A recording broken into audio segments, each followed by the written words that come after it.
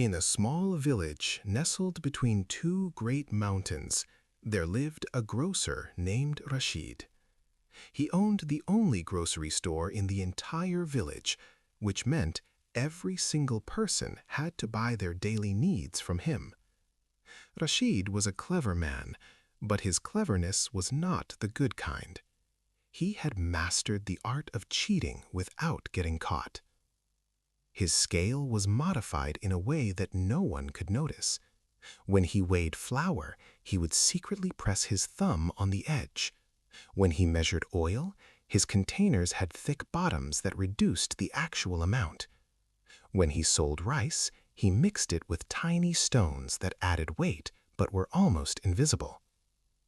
The villagers suspected something was wrong because their money disappeared faster than their food, but they could never prove anything. Rashid lived in a big house at the center of the village. He wore expensive clothes and golden rings on his fingers. He smiled at everyone, spoke sweetly, and pretended to be the most generous man alive. During festivals, he would donate small amounts publicly, making sure everyone watched and praised him. One autumn morning, when the leaves were turning golden and falling from the trees, a strange man appeared at the entrance of the village. He was tall and thin, wearing old, torn clothes that looked like they had traveled through 100 storms. His hair was messy and gray, sticking out in all directions like the branches of a dead tree. He carried nothing but a small wooden stick and a leather bag that seemed completely empty. The villagers gathered around him, curious about this unexpected visitor. Children pointed and laughed at his appearance. Women whispered to each other behind their hands. Men looked at him with suspicion and doubt. "Who are you, stranger?" asked the village chief, a serious man named Hassan. The stranger smiled widely, revealing surprisingly white teeth. "My name is Junaid, and I am nothing but a humble traveler seeking shelter and food. I have walked for many days and many nights. My feet are tired and my stomach is empty." "Do you have money?" Hassan asked directly. "Money?" Junaid laughed loudly, almost too loudly. "Money is like water in your hands. The tighter you hold it, the faster it escapes. But yes, I have some coins, enough to buy bread and perhaps some cheese." The villagers exchanged confused glances. This man spoke in riddles and laughed at strange moments. Clearly, he was not right in the head. Some felt pity for him, while others felt annoyed by his bizarre behavior. "The grocery store is there," Hassan pointed toward Rashid's shop. "You can buy what you need, then find the old barn at the edge of the village. You may sleep there for a few nights until you continue your journey." Junaid bowed dramatically, touching his forehead with his hand. "Your kindness is like sunshine after a long winter. May your shadows always be cool and your water always be sweet." More strange words. The villagers shook their heads and returned to their daily work, already forgetting about the weird traveler. Junaid walked slowly toward Rashid's store, looking around with wide eyes, like a child seeing the world for the first time. He stopped to examine flowers, talked to a passing cat, and even bowed to a large rock as if greeting an old friend. Everyone who saw him confirmed the same conclusion. This man was definitely a fool. When Junaid entered Rashid's store, Rashid was arranging jars of honey on a shelf. He turned around and saw the strange-looking customer. His experienced eyes quickly scanned Junaid from head to toe. Old clothes, messy appearance, confused expression. This was either a beggar or a madman. Either way, he was an easy target. "Welcome, welcome, my friend," Rashid said with his practiced sweet voice. "How can I help you today?" Junaid walked around the store slowly, touching items randomly, smelling spices, and mumbling to himself. Rashid watched with growing impatience but maintained his smile. "I need flour," Junaid finally said. 1 kilogram of flour to make bread. Bread is the king of food, you know. Without bread, even the richest man is poor." Of course, Rashid nodded, walking toward the flour sacks. "I have the finest flour in the region, white like snow, soft like clouds." As Rashid prepared the scale, positioning his thumb carefully as he always did, Junaid suddenly spoke again. Your scale is very beautiful. It shines like silver. But tell me, dear grocer, does it weigh the truth or does it weigh lies? Rashid's hand froze for just a moment. He looked at Junaid, but the strange man was staring at the ceiling, counting something invisible with his finger. I do not understand your question, Rashid said carefully. Neither do I, Junaid laughed. I often say things that even I do not understand. My grandmother used to say my brain is like a broken clock. It tells the correct time twice a day, but nobody knows when those two moments are. Rashid relaxed.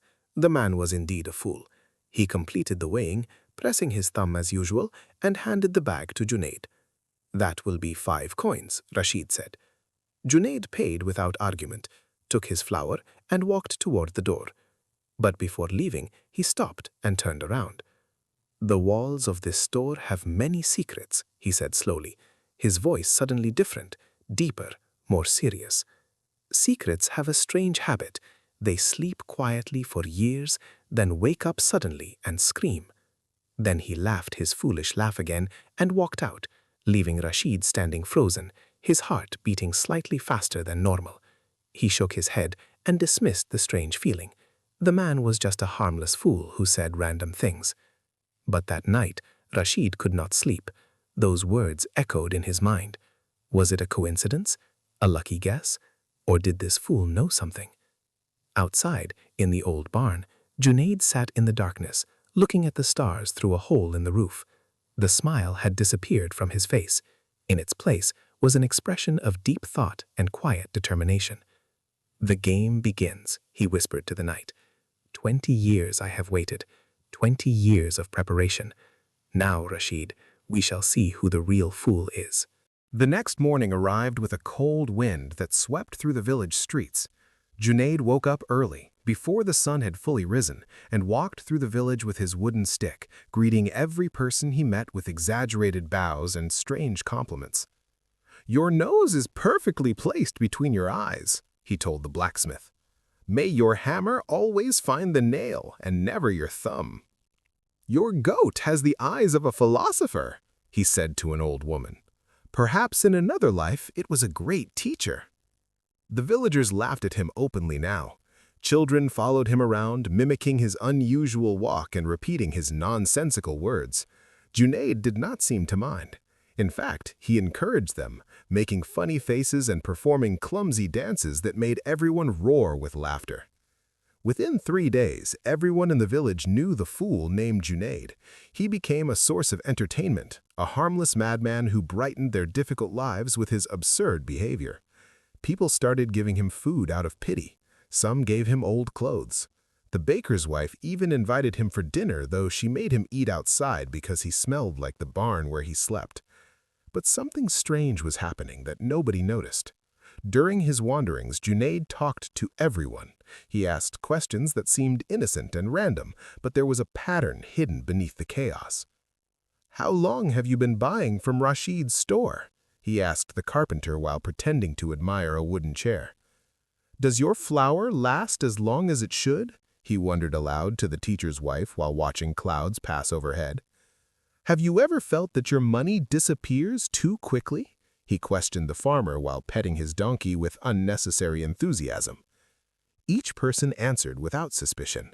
Why would they hide anything from a fool? And slowly, piece by piece, Junaid was collecting a puzzle that had remained unsolved for 20 long years. One afternoon, Junaid sat in the village square, drawing meaningless patterns in the dirt with his stick. Rashid happened to pass by, carrying a basket of vegetables toward his home. He stopped when he saw the strange man and felt an unexplainable urge to speak with him. "How are you finding our village, traveler?" Rashid asked, maintaining his friendly merchant smile. Junaid looked up, and for a brief moment something flashed in his eyes. Something sharp and knowing. But it disappeared so quickly that Rashid thought he had imagined it. "Your village is wonderful," Junaid replied cheerfully. "The people are kind, the air is fresh, and the grocer is very generous with his weights. He gives more than he takes, I am sure." Rashid's smile tightened slightly. "What do you mean by that?" "I mean nothing," Junaid laughed, slapping his own knee. "I never mean anything. Words come out of my mouth like birds flying from a tree. I cannot control where they go or what they do." Rashid studied the fool carefully. There was something about this man that disturbed him, but he could not identify what it was. Perhaps it was the way he spoke, mixing nonsense with statements that cut uncomfortably close to truth. "Where did you come from?" Rashid asked, trying to sound casual. "Before arriving at our village, I mean." Junaid tilted his head like a confused dog. "I came from the east, or was it the west? Directions confuse me terribly. My father used to say I could get lost in my own house. Of course, we did not have a house after we lost everything. Losing things is easy. Finding them is the hard part." "Lost everything? What happened?" "Fire," Junaid said simply, and his voice dropped lower. "Fire takes what it wants and leaves ashes behind. My father died in that fire. My mother followed him from grief 3 months later. I was just a boy, with nothing left but memories and questions." Rashid felt a chill run down his spine, though he did not understand why. Many people had sad stories. This was nothing unusual. "I am sorry for your loss," Rashid said carefully. "When did this happen?" 20 years ago, Junaid answered, looking directly into Rashid's eyes. 20 years ago, in a village not very different from this one. A village where a young merchant was just starting his business. A merchant who wanted to become rich very quickly. The air between them grew heavy. Rashid's heart began pounding against his chest like a prisoner trying to escape.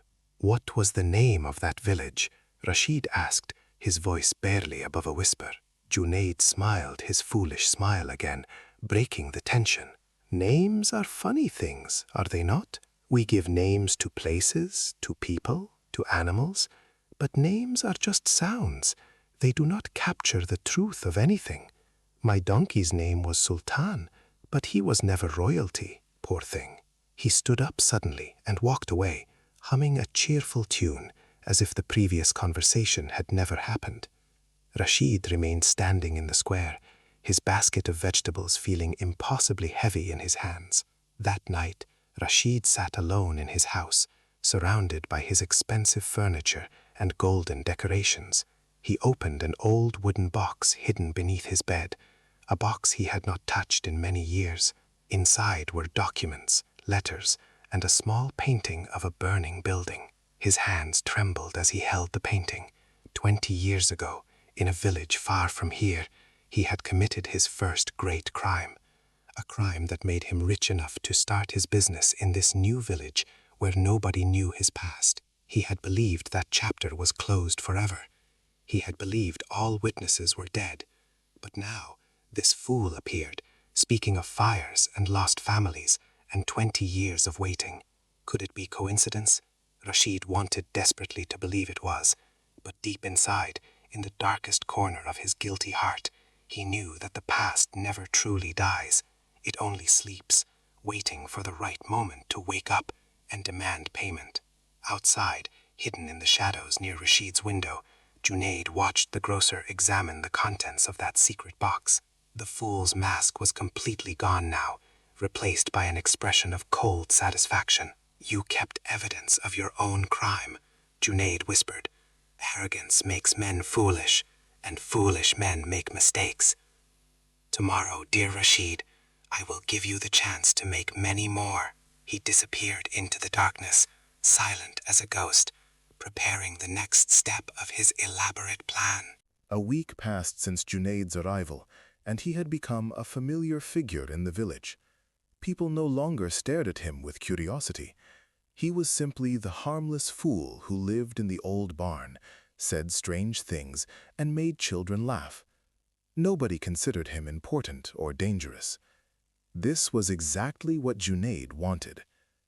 On market day, when farmers from neighboring villages came to sell their products, Junaid positioned himself near Rashid's store. He sat on an old wooden crate, playing with pebbles and singing songs with words that made no sense. but his eyes were watching everything. A young mother named Fatima entered the store with her small daughter. She wanted to buy sugar for her family. Rashid greeted her warmly, as he greeted everyone, and proceeded to weigh her sugar on his modified scale.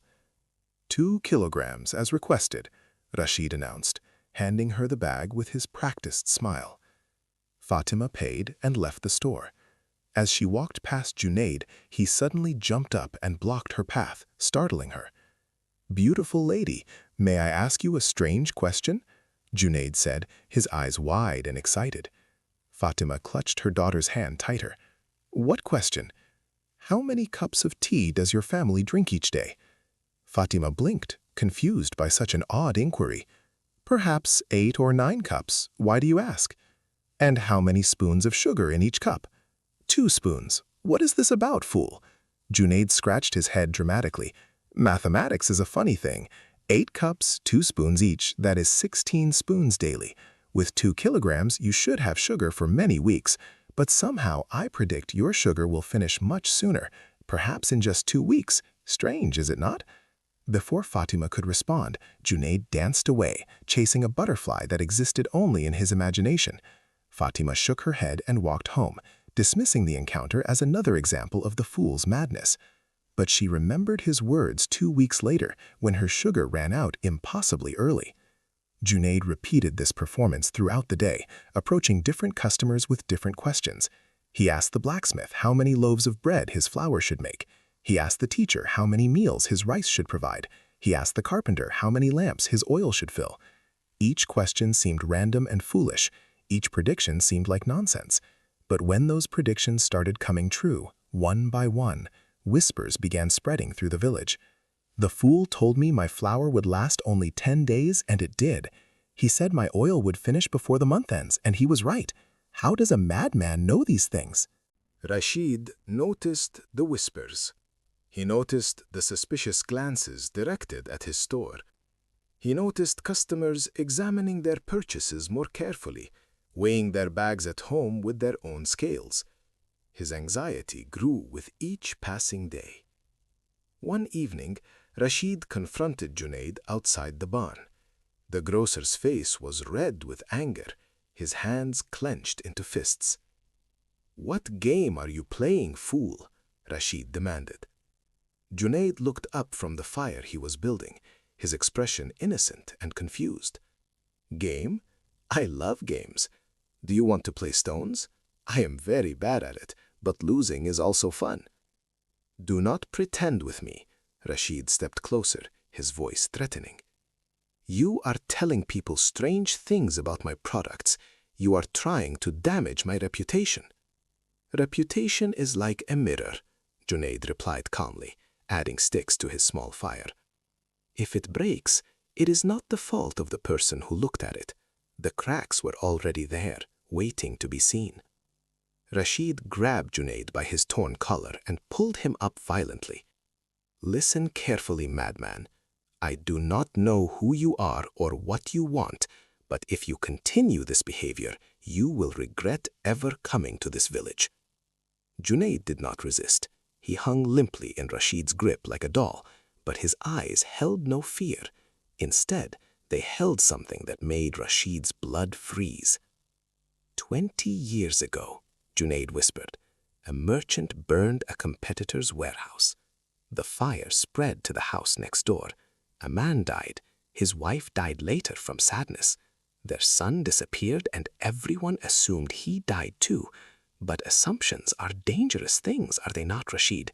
Especially for a man who changed his name and moved to a new village to escape his crimes. Rashid released Junaid as if his hands were burned. He stumbled backward, his face turning pale white in the firelight. "Who are you?" Rashid's voice cracked with terror. Junaid straightened his torn clothes and smiled, but this was not his foolish smile. This was the smile of a wolf who had finally cornered his prey. "I am nobody," Junaid answered, "just a fool who remembers everything, a fool who has spent 20 years preparing for this moment, a fool who knows about the wooden box under your bed, the documents inside, and the painting of a burning building that you keep as a trophy of your greatest crime. Rashid turned and ran toward his house, his heart exploding with fear. He needed to destroy that box. He needed to eliminate all evidence. He needed to think of a plan. But when he arrived home and looked under his bed, the wooden box was gone. In its place was a single white feather and a note written in elegant handwriting. The fool has many tricks. The game is just beginning. Rashid screamed into the empty darkness of his expensive house, realizing that he was trapped by a man everyone believed was mad. And the worst part was, he could tell no one.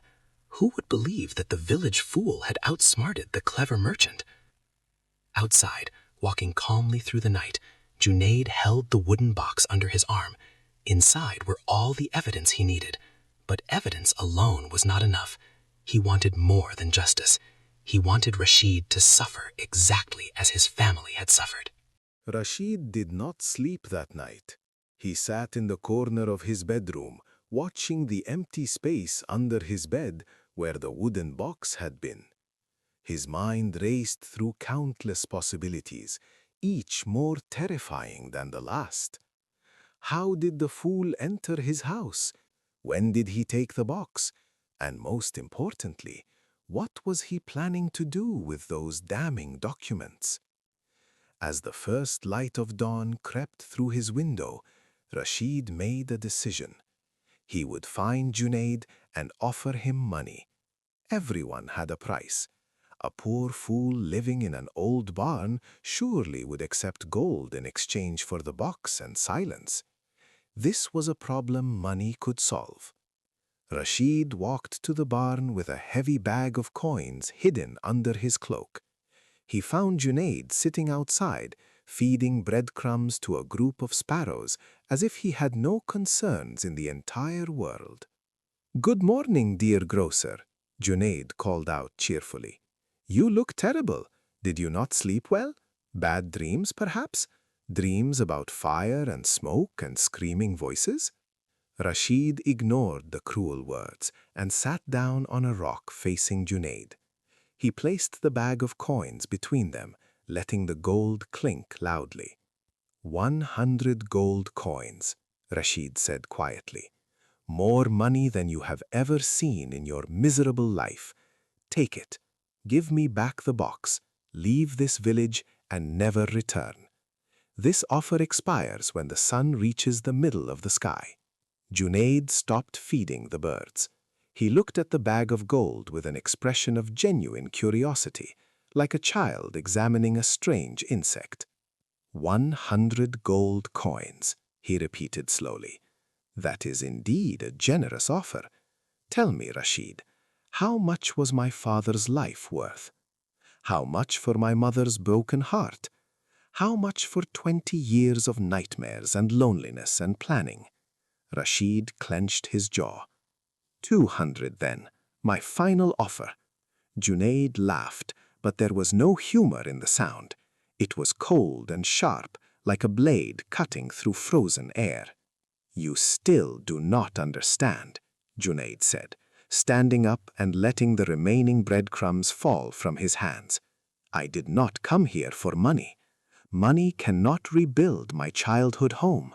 Money cannot bring back my father's voice or my mother's smile.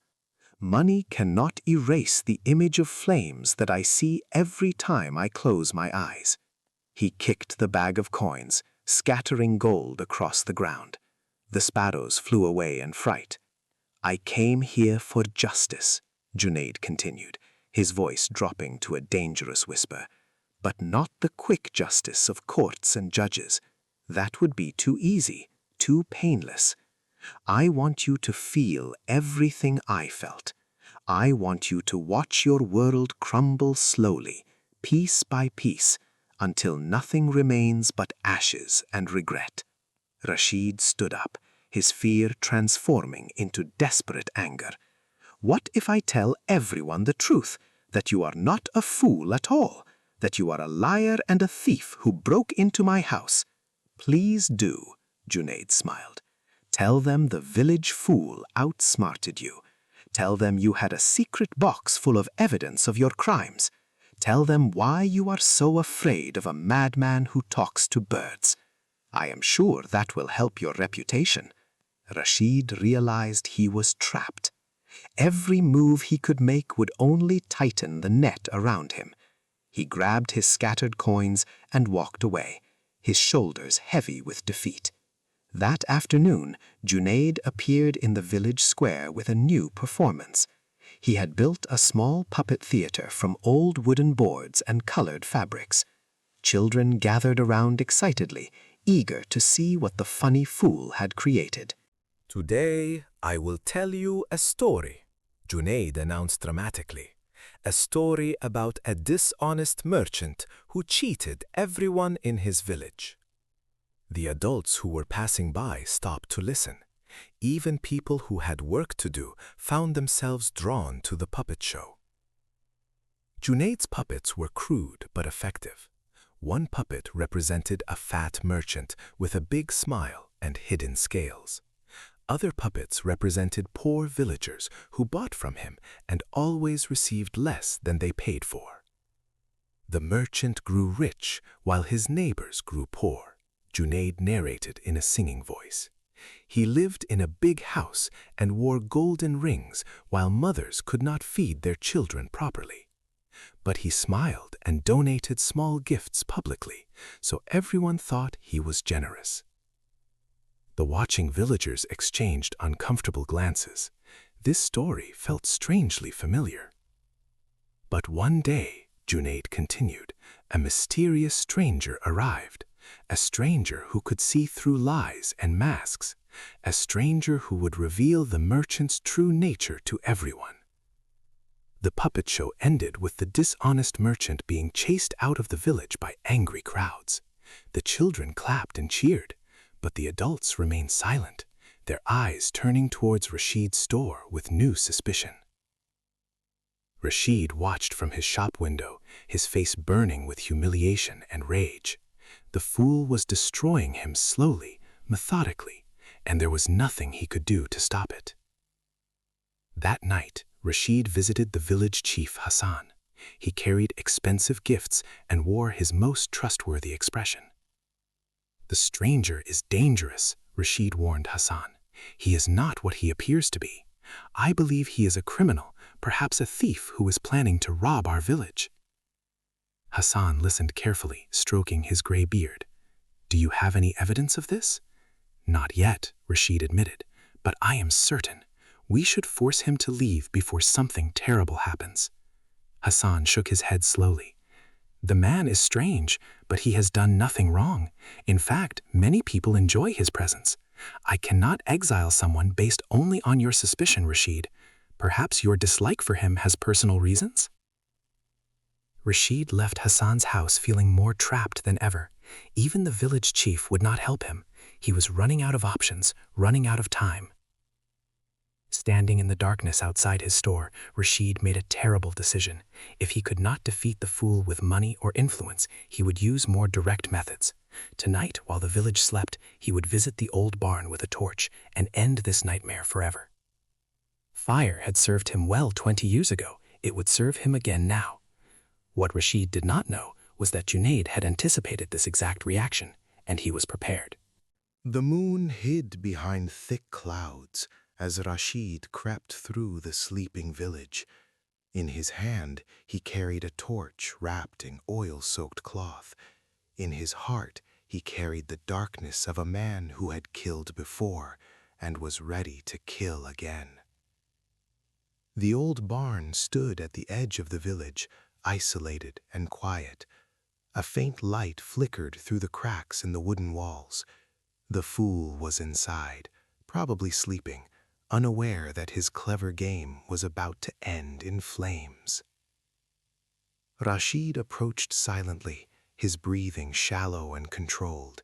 He had done this before, 20 years ago, in another village, under another name. The memory of that night gave him confidence. Fire leaves no witnesses. Fire destroys all evidence. Fire solves all problems. He reached the barn door and pressed his ear against the rotting wood. Silence, perfect silence. Rashid lit the torch.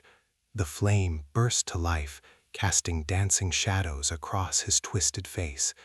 He touched the fire to the dry wooden wall, watching with satisfaction as the flames began to spread hungrily across the ancient boards. "Goodbye, fool," Rashid whispered. "Your game ends tonight." He turned to leave, but froze instantly. Standing behind him, illuminated by the growing fire, was Junaid, and he was not alone. The entire village stood there in the darkness. Men, women, children, the village chief Hassan, everyone. They held lanterns and torches of their own, and their faces showed expressions of horror and disgust as they watched Rashid standing before the burning barn. What is this?" Rashid stammered, dropping his torch in shock. Junaid stepped forward, his foolish mask completely abandoned. In its place was the face of a man who had waited 2 decades for this exact moment. "This is the end of your lies, Rashid," Junaid said calmly. "Or should I call you by your real name, the name you abandoned 20 years ago after you burned my father's warehouse and killed him in the fire?" "He is lying," Rashid screamed desperately. "This madman is trying to frame me.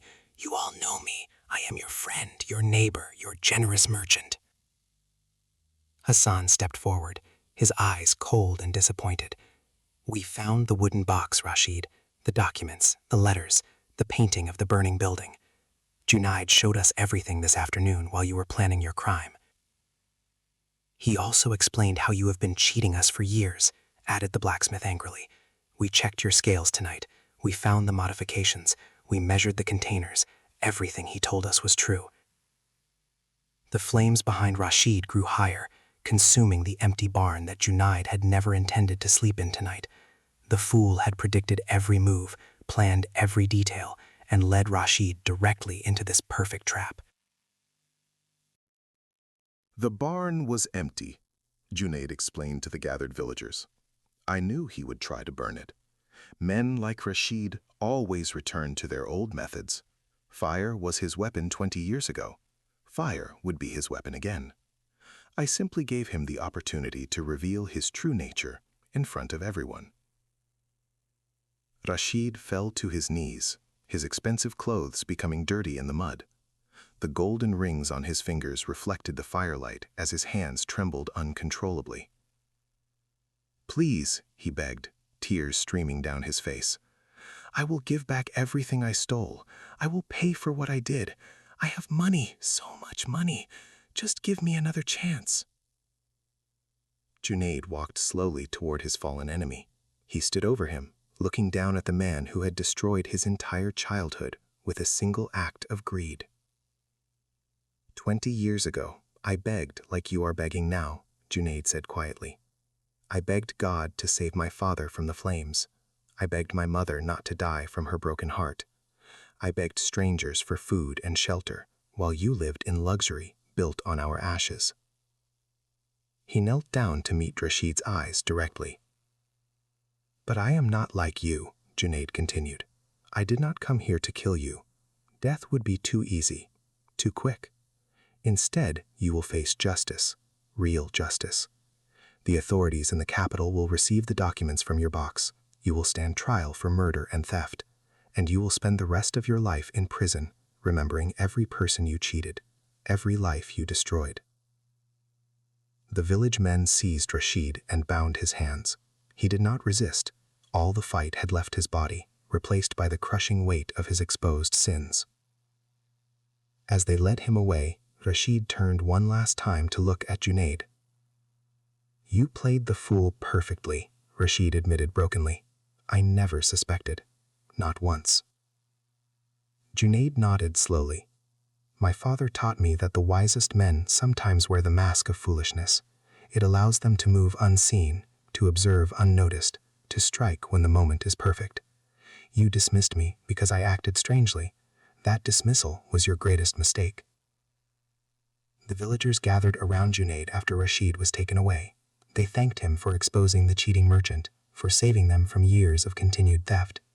They offered him a proper home, food, clothing, and a place in their community. Junaid accepted gratefully. For the first time in 20 years, the weight on his shoulders felt lighter. The nightmares that had haunted his sleep would perhaps finally fade. His parents could rest peacefully, knowing their son had found justice without becoming a monster himself. As the sun rose over the village, painting the sky in shades of gold and orange, Junaid stood before the ashes of the burned barn. He pulled a small wooden toy from his pocket, a horse his father had carved for him as a child, the only possession he had kept from his previous life. "It is finished, father," he whispered to the morning wind. "The man who destroyed us has been destroyed, but I did not use his methods. I did not become him. I hope you are proud." A warm breeze touched his face, gentle as a father's hand, and somewhere in the distance, a bird began to sing. The fool wise man smiled, genuinely smiled, for the first time in 20 years. The end.